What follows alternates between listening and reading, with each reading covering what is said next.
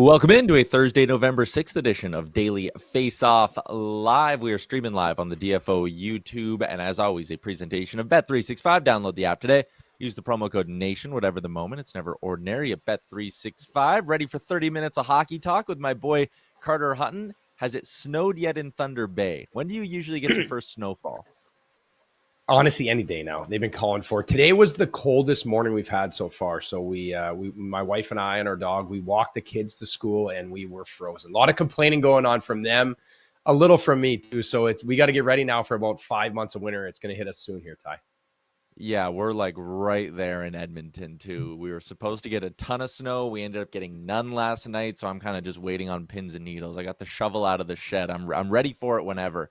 But anyways, I guess that just means it's hockey season because there's going to be snow on the ground in at least most of Canada. We will talk a little bit about Team Canada coming up in our first three topics today. James Nichols is also going to join us. He's from New Jersey Hockey Now. We're going to talk a little Devils. There's a big game in the NHL tonight between two of the top teams in the league. But let's start with last night. Huts, for the first time in NHL history, we can say that someone has 900 goals. Another big milestone for Alexander Ovechkin. He hits another massive benchmark. And hey, it could be the final big benchmark of Ovi's career as you get a look at the goal. Not exactly scored in classic Alexander Ovechkin fashion as he flips a backhander from the bottom of the circles that gets past a sprawling Jordan Binnington. The bench is clear. Ovi celebrates another milestone. What do you make at 900 for the grade 8? Yeah, it's pretty awesome.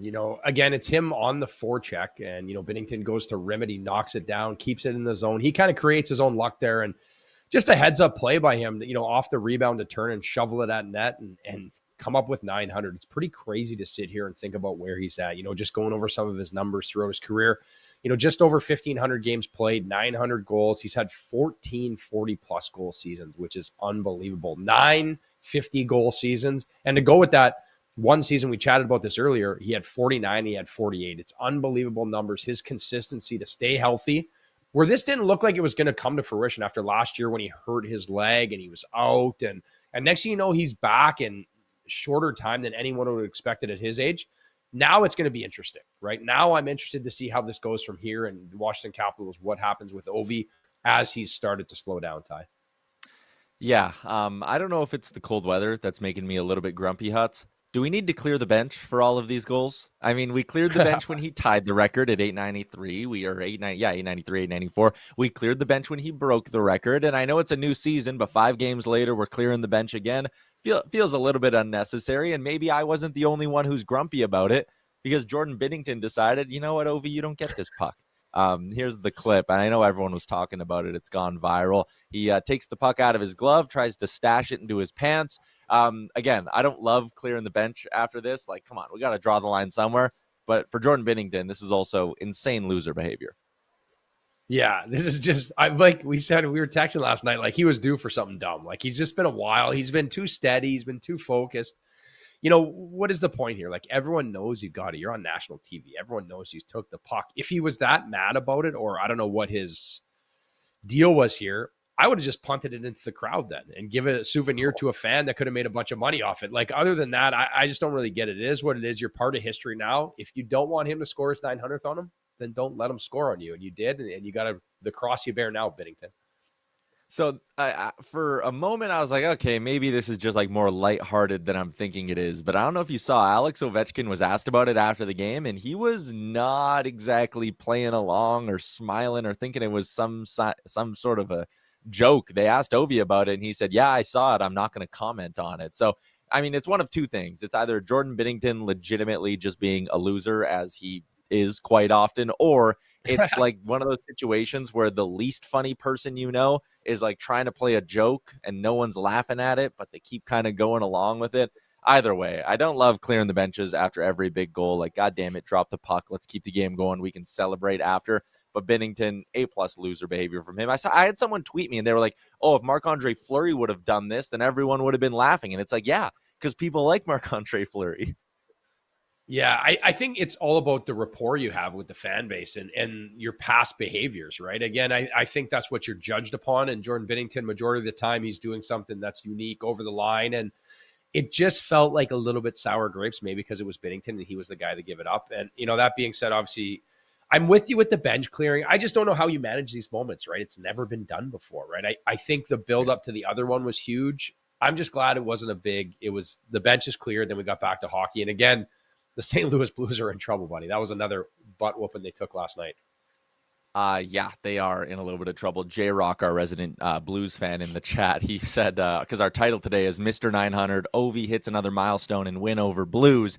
He kind of said, like, you probably could have left out win over Blues out of that and been just fine. We don't need to remind fans in St. Louis that their team is struggling right now. Jax is in and says, why wouldn't his teammates celebrate the goal with him? He's the only player in 900 or in NHL history to hit 900 goals. I'm fully aware that my take is like a grumpy old man take. Like, I know it's the incorrect take to have, but I'm just in a bad mood today and I don't want to bitch about shit. So let me bitch about everybody coming on the ice for the 900 goal. They've come out onto the ice for 3 of Ovi's last 6 goals in his career. Just feels like a bit much. But I digress. I'll move on. We will move on and get to the rating game for today, Carter Hutton. I'm going to give you a take. You are going to rate it on a scale of 1 to 10. 10 being Tyler, I absolutely agree with you. 1 being you are a moron, stop talking.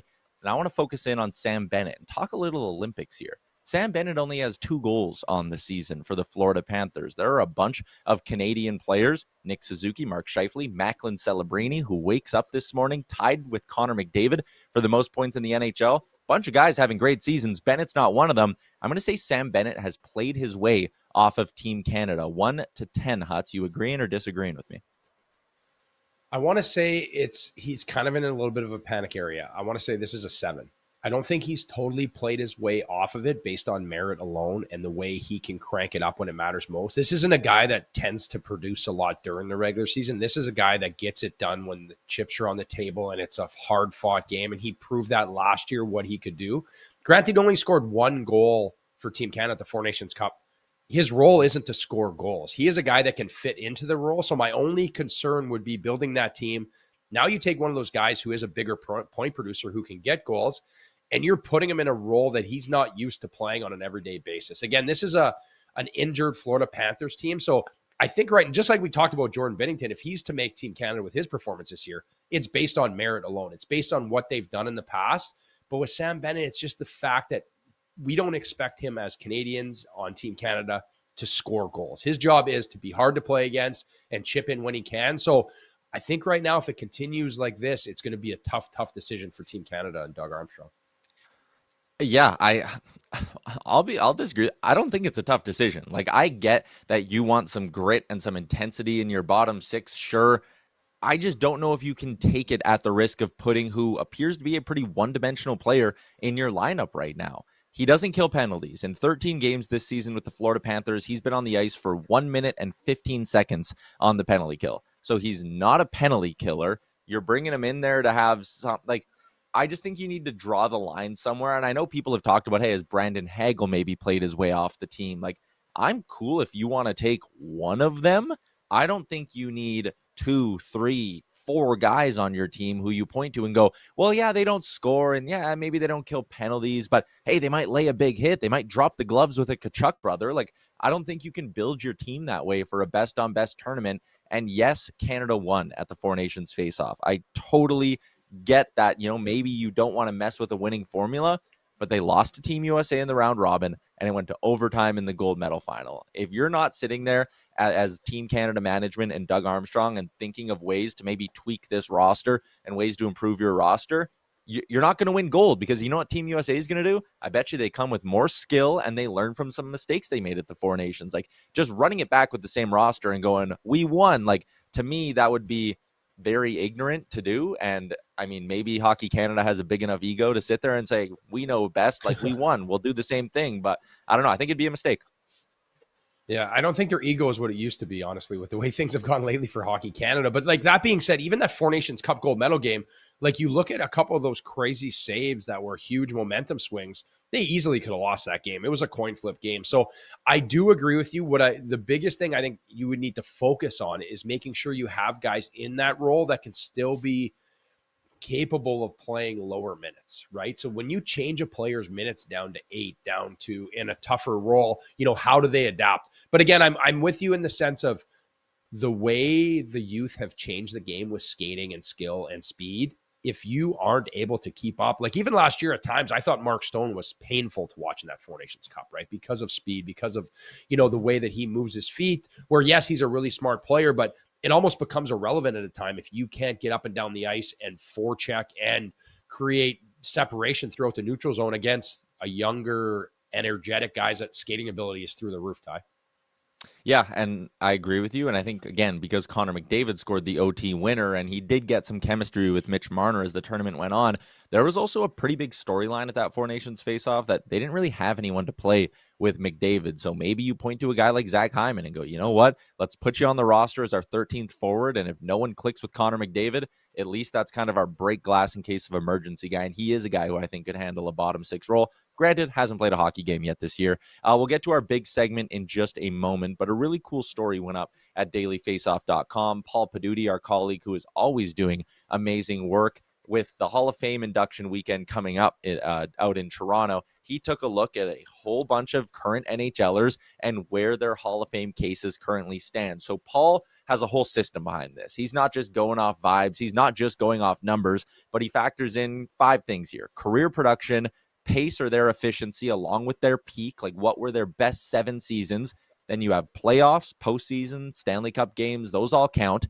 International hockey at best on best events. And then he has a system that assigns major awards as well: MVP, scoring titles, Norris, all of that kind of stuff. So he had it broken down, and you can see it on your screen right now. Crosby, Ovi, McDavid, Malkin. Those were the 4 like absolute lock inner circle Hall of Famers that are currently playing in today's game. Did he miss anyone in that group in your mind, Huts? You know what? When you look at that group and you start to think about guys that have had success and guys that are there, there's so many different players that I think of. You think of obviously Alexander Barkov, Jack Eichel, and Matthew Tkachuk. Just their numbers alone and the success they've had, like with cups, those would be the 3 that I think are up there. I don't know who is totally off the radar, right? I think like most players are there. Now it comes down to health, in my opinion, right? These are 3 players for me, Ty, that have been hurt. And they've had substantial injuries. They've missed substantial time. Now, as their careers wear on, right? Because Jack is 29 now. Barkov's 30. Matthew's the youngest at 27. And Matthew's producing at a pretty good rate here. At 642 games played, 690 points. Like, he's got a lot of points. He produces a lot. But now where does he go from here, right? How does he come back healthy? And again, I still think the Florida Panthers are going to be healthy for a long time, like to come as a team. They're going to win. They're going to be in a good situation, just like Jack Eichel, right? Another 8-year contract where he can go from there with Mitch Marner at his side, producing points and winning. Now it's about staying healthy, in my personal opinion, Ty. Yeah, and I think that's a great point with 2 guys like Eichel and Tkachuk specifically. I think Barkov's probably done enough captaining 2 Stanley Cup champion teams. Like, he'll get in. Maybe he's not even a first ballot guy, but he'll get in at some point. For Eichel to be as low as he was on that board from Paul was really, really surprising to me, because he does have a Stanley Cup championship, but maybe he is missing a major award. Maybe this is the year Jack Eichel wins an MVP and you see him really kind of shoot up this ranking. The one guy I was also surprised, maybe even 2 guys that weren't up there with Sid, Ovi, Gino, and McDavid, Nikita Kucherov. I mean, this guy has all that major stuff, and he has a Stanley Cup. And every year for the past however many years, he's top 5, top 3, top 2, first in league scoring in all of these seasons. I'm really surprised that Nikita Kucherov's not higher up and in that upper echelon of guys. And honestly, kind of same thing with Nathan MacKinnon as well. He's checked a lot of boxes already in his career. Maybe it's one more Stanley Cup. Maybe it's one more MVP that he needs to really push him into that like true legends of the game category. But Kucherov and MacKinnon were 2 guys for me that I was surprised weren't up in that top tier. Yeah, that is a tier that is pretty high up in what they've been able to do in their career. And the other guys for me that I think you would talk about when you switch over to goaltending, right, would be Bobrovsky and Hellebuck, what they've done in their careers, winning. Like, they seem like absolute shoo-ins in that sense. So there is a lot of depth here, and it just goes to show you the superstar status we have in this league, how many good players they produce and where they're at. And again, how long is it going to take, right? We look at Alexander McGillney getting to the Hall of Fame this year, how long it took him to get there, right? There's always that argument of who is going to get in when they get in, but there's a star-studded of cast coming. You even just look at the Pens alone, right? We think about Letang, Malkin, and Crosby, who will be moving on soon, part of that dynasty. There's a lot of good players there. Because I'm in the mood to bitch about things today, Pat, you can throw it up one more time. The one guy who puzzled me for being as high up as he was, and I know the individual numbers are absolutely there for Artemi Panarin, but for him to be like, if you were to ask me who has a better Hall of Fame case, Artemi Panarin or Jack Eichel, again, individual numbers greatly favor Artemi Panarin. Quality of player, a Stanley Cup championship as well. Neither one of them exactly have a ton of individual awards. Like, I was just surprised that there's as big of a gap in how Paul calculates it from Panarin, who's up in that green tier, going all the way to Eichel, who's kind of more in that like borderline Hall of Famer category. Like, I don't know. I just feel like Panarin doesn't carry the same cachet that, like, I mean, he's in the same tier as Tavares, Kopitar, Taves, all these other guys who've, like, you know, at least in the case of Kopitar and Taves, have like won something. Like Panarin for me was the one who didn't belong. Yeah, I'm with you there. And again, I think there's value. I don't know if he values this in his rating, but being with one team for a long time too, right? Panarin's been shopped around and moved. And what Hall of Famers really move around, right? Like, you know, there's obviously Eichel's the outlier in that sense if he is in that list, right? Because of the way things down in Buffalo. But with Panarin, again, he's a guy that bounced around. I don't think his name holds water when you put that list out of what they've done with playoff success and winning cups and having that. And again, I know it is a bit of a team award in the sense, but it's the ultimate goal is to win the Stanley Cup. And I think that's how you put a cap on making the Hall of Fame. Yeah.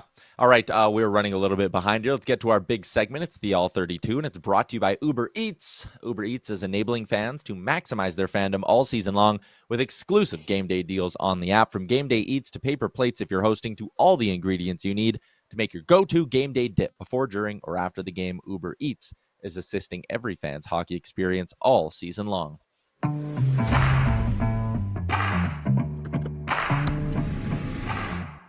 Always a pleasure to be joined by James Nichols from New Jersey Hockey Now, talking about a Devils team that is tied for the league lead with 9 wins on the season. And there is a big game tonight as they'll face off against the Montreal Canadiens, who are also right up there with them.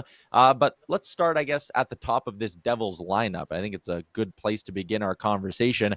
10 goals on the season for Jack Hughes, 9 of them at even strength. Are we in the first month of what could be an MVP caliber season for Hughes?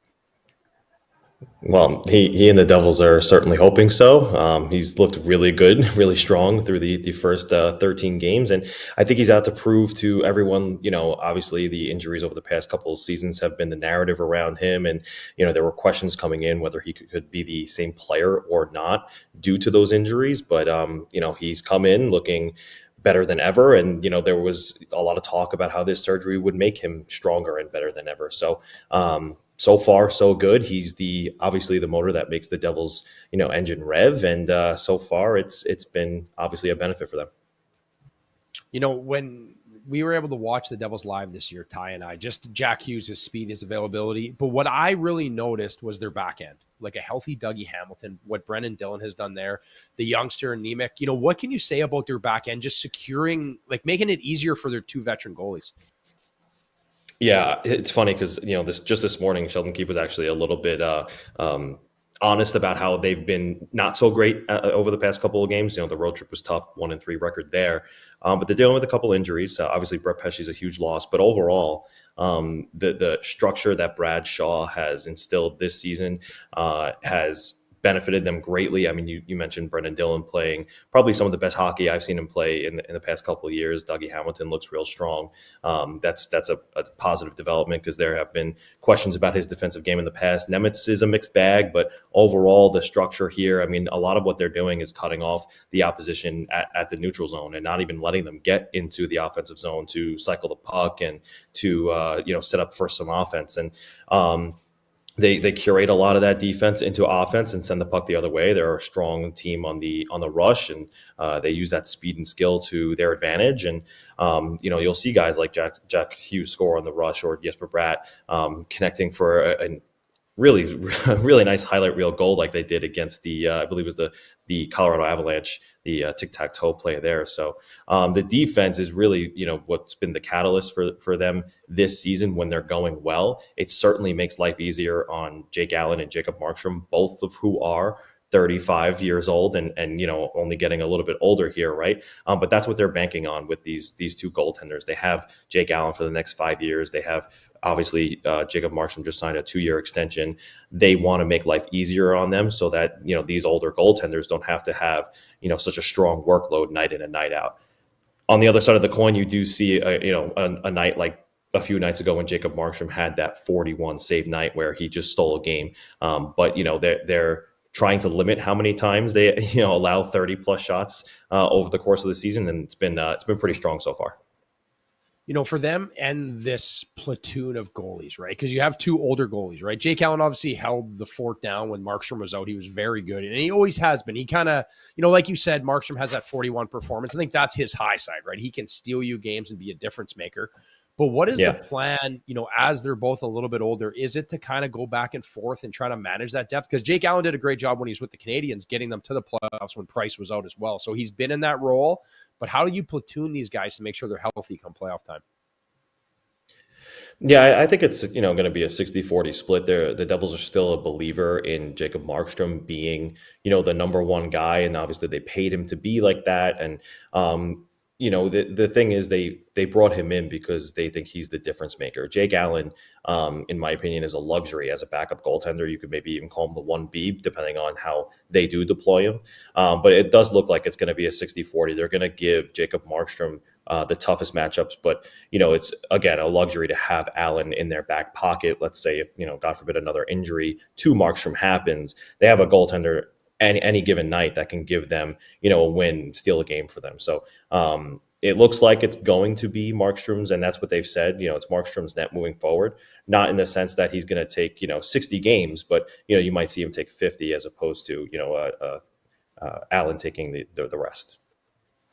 Looking ahead now, and I mean, Tom Fitzgerald, I think the expectation would be at some point he probably gets pretty aggressive. And a lot of outsiders kind of look at the group of defensemen: Hamilton, Hughes, Pesce, Dillon, Kovacevic is hurt, Siegenthaler, and then Seamus Casey, Simon Nemec. Like, there's a lot of D-men here. And I think the general feeling, again, outside of New Jersey as well, something's got to give eventually. And one of those guys has got to go. Do you get the sense that that's the same feeling in the organization, or are they totally fine holding on to all these defensemen for as long as they want to?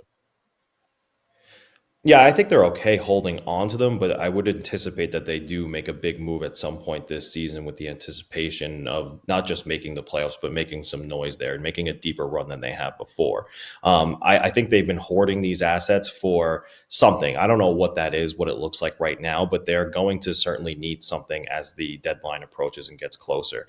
And it might be by need, as we get there. It's obviously, like you said, a deep blue line. I do have my questions about the depth there just because after the top six, when they're fully healthy, you have the same kind of NHL-ready defenseman and offensive defender who maybe might not be needed when it comes, to an injury like you're seeing right now with Brett Pesce. I think they're actually struggling a little bit to find somebody with the defensive repertoire who can come in and at least hold his own with Brett Pesce out. I think that's hurt them a little bit. So you do wonder, or I do wonder, if there's going to be maybe some sort of defensive acquisition along the way, despite the depth there. But you also look at, a forward group who is, yes, this is a deeper forward group than I've seen, in my last 5 seasons with this team. But they severely lack, a first line winger next to Jack Hughes. I mean, Andre Palat, 13 games into the season, has 1 point. And we talk a lot about the little things that he does right. But, not having the finishing ability when Jack Hughes makes an incredible play or Jesper Bratt makes an incredible play is hampering that line a little bit.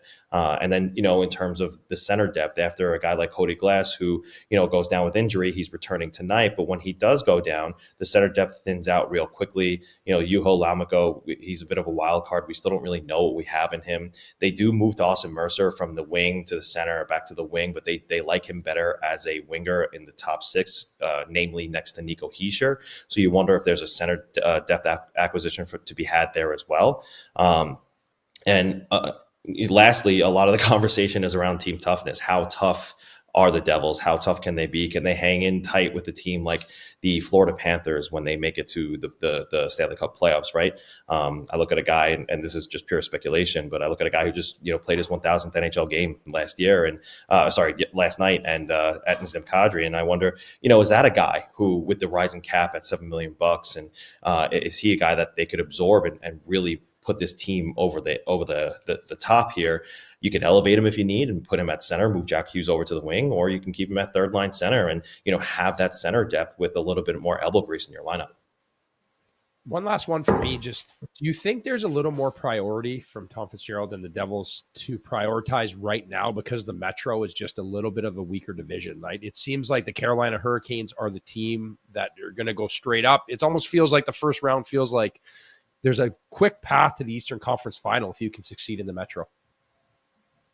Yeah, this division's wide open. It's there for the taking. Obviously, the hurdle for the Devils has always been the Hurricanes. They really need to overcome that, and it didn't start well this season on night one when they just got decimated by the Hurricanes. They got caved in, but right after that, you saw them bounce back real strong, and you want to see them be able to do that against their division rival. But after the Hurricanes and the Devils, I mean, there's a lot of question marks, right? The Penguins, can they sustain this? The Capitals are dealing with some injuries. Obviously, Pierre-Luc Dubois is not healthy. The Flyers, the Islanders are all rebuilding teams. The Jackets aren't doing as well as they would have liked to. And then there's the Rangers, who there's a ton of question marks. They can't win a game at home. So you would think that they would prioritize, getting home ice for the Stanley Cup playoffs, being able to play at home more often than they play on the road and gathering those wins early so that they don't have to play from behind in a series. So this is certainly an interesting time for the Devils where they're on the up and up. And they have some lineup. I don't want to call them holes, but they have weaknesses in their lineup that they could certainly strengthen just to ensure that they'll be able to go toe to toe with a team like the Hurricanes, so long as they, stay to their structure, because how structured the Rod Brindamore led Hurricanes can be. You can find his work at New Jersey Hockey Now. James, appreciate you popping on, and I think we'll be talking a little bit throughout the season as the Devils will likely stay competitive. Yeah, I think we will. Thanks for having me. I'll see you guys soon.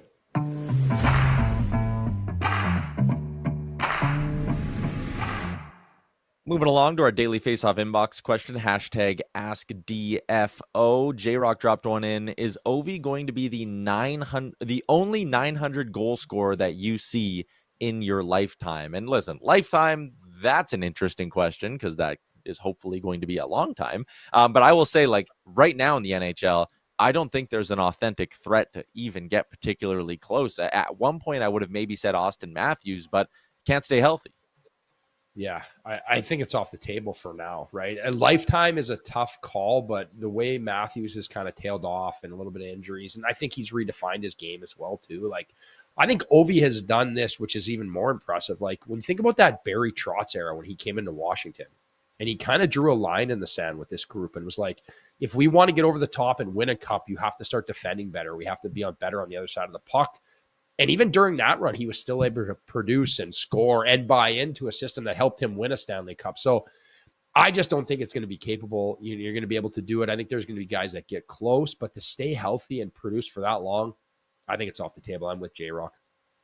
Yeah, it's just, again, you rattled off all those seasons where Ovi was 50, 40, it was, and then you look at his games played and it's all, 79, 82, 82. Matthews just hasn't had that. 409 goals through 643 games. Again, maybe he goes on a run here where if Matthews stays healthy for 4 or 5 straight years and puts together a 60-goal season here and gets into the high 50s a couple of times, maybe I'll give it a little bit of time, but I still wouldn't be betting on it just because, again, the health factor here, I just don't put together enough healthy seasons. Let's keep cruising along. Get to our daily bets for the day, brought to you by Bet365.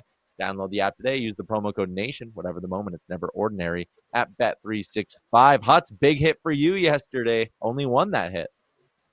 Yeah, it was a big hit last night, and obviously the Hawks go into Vancouver and run them over. Tyler Bertuzzi was a difference maker, but Connor Bedard bookended those 5 points with an assist and a late goal to get me my 2 points, boys. I missed by 1 on Philip Kurashev. It's the third day in a row that my parlay, one guy hits, one guy misses by one gambling, shot. Buddy. I know, incredibly frustrating, but I will continue to grind. I'm down 8 units on the year, but I know I can get hot. I can start to hit some of these shot props right back to the well tonight. Here's who I got lined up. Again, setting the line at 2. Brock Faber let me down the other day, but he's still hitting 4 or 5, so I like the bounce back from him. It's priced at almost even money, actually, which makes the parlay very juicy when you play it with one Nick Suzuki. Hey, maybe another guy who's looking to work his name into the Hockey Canada. has hit this in 4 of his last 5 games as well. So I like both these numbers at plus 197. Pat, what do you got? Yeah, still working on my strategy. Obviously, the money line hasn't been working for me, so I tried the shot props, and now I'm going to jump over to Carter's under/over. So I'm going to hit the over in St. Louis and Buffalo. From what I understand, UPL is going to be in net tonight, and Joel Hofer, who both haven't had great seasons. UPL's been out a bunch, but his numbers to this point aren't great. So I like the over in this one. Both these teams starting to find their scoring touch as well. So hopefully I could find a gem in this one at plus 100. What about you, Carter? Yeah, well, the Blues fans in the chat are going to be happy about that after they just gave up 6 last night as we shoot for the over. But I'm taking the Hurricanes and Wild under because I just think Freddie Anderson, Philip Gustafson, this just lines up well, especially at plus 100. I think these two goalies are too good, and these two teams are going to defend hard. And so I'm looking for the under tonight, under 6. And you know what? Stay hot, Huts. Here we go. You know what, Huts? You missed on an over earlier in the week, and I feel like that's just not you. You got to be riding with unders. You got to be finding good goalie matchups. Like, you're not an overs guy. I'm not. I don't know. I went out of my lane. That's why I got to stay in my lane here, pal. You know, you're the shot prop guy. I'm the under guy. We got to know who we are. That's huge. It's huge knowing your role.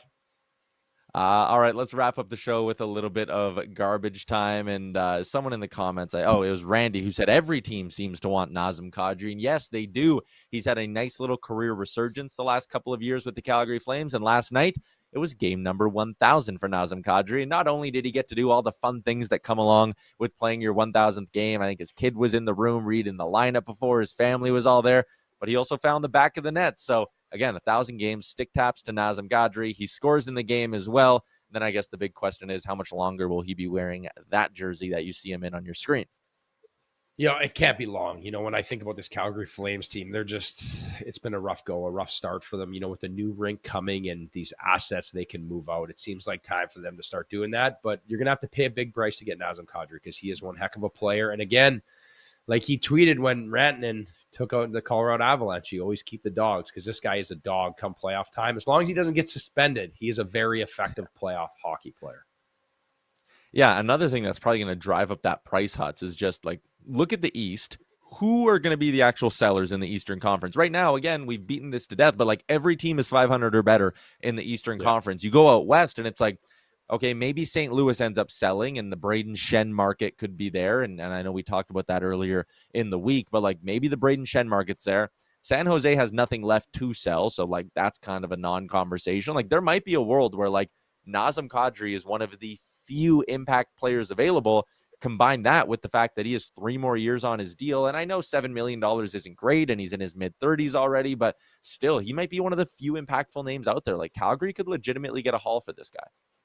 Yeah, and again, you look at some of these teams where he could go to, again, like we just touched on the New Jersey Devils, the Carolina Hurricanes, and then you go to the Atlantic. Like, is this the year that the Atlantic is open and Florida is going to be injured? They're going to limp in. You know, is it a chance for Toronto or Tampa, again, to load up and where they're at? So it will be interesting, the pieces that go in, because I feel like this year it's pretty wide open. And that's, again, if Calgary wants to trade to the East, because obviously any team in the Central would love to have them. Yeah, totally. We got one more here that I wanted to touch on. Somebody said, well, Ovi also lost a season because of the lockout and because of COVID, which is also a good point in all this. Like, if Ovi doesn't miss that rookie season with the lockout, lost another half season because of a lockout, COVID basically cost him the equivalent of half a season as well, with the 10 games 1 year, then a shortened schedule the year after. Huts, there's maybe a world where we would have been right now talking about Ovi chasing down 1,000. Yeah, you know, if he, you know, that's time you just can't get back to. And again, the way he could score in his prime. And, you know, I guess when we talked about the Matthews and Ovi, as I thought about it a little bit more, we moved on. But I think no one can really do what he does because he doesn't really need to move and compete. When I think of Austin Matthews, there's so much more flair and stuff in his game that's going to definitely trail off, where Ovi could just be one-dimensional and shoot from one spot. But I just like to think if I kept playing, he would have got to 1,000 bit quicker. But he scored 6 games against me. You know how many goals he got, Ty? 0? 9 goals in 6 games on me. Ovi should be sending me a gift card or something, a bottle of wine. I thought you were going to be flexing on us there for a second. Yeah, all right. No. That is a wrap on today's edition of the show. Tomorrow, Dave Pagnotta is going to join us. He was supposed to pop in today. We had to bump him over because he's on the sheet coming up in 25 minutes. Pagnotta and Wyshynski up with Jeff Merrick at the top of the hour. So keep it locked right here on the Daily Faceoff YouTube. But that's a wrap for us. We'll see you back tomorrow with a Friday edition of the show at noon Eastern. Hey, hockey fans, if you enjoyed that video, then make sure you hit the subscribe button right here on the Daily Faceoff YouTube. We have you covered for everything you need. Exclusive interviews on The Sheet with Jeff Merrick, all the latest hockey news on Daily Faceoff Live, and you can always get your morning started with Johnny Lazarus and Colby Cohn on Morning Cup of Hockey. Don't miss a minute. Hit that subscribe button.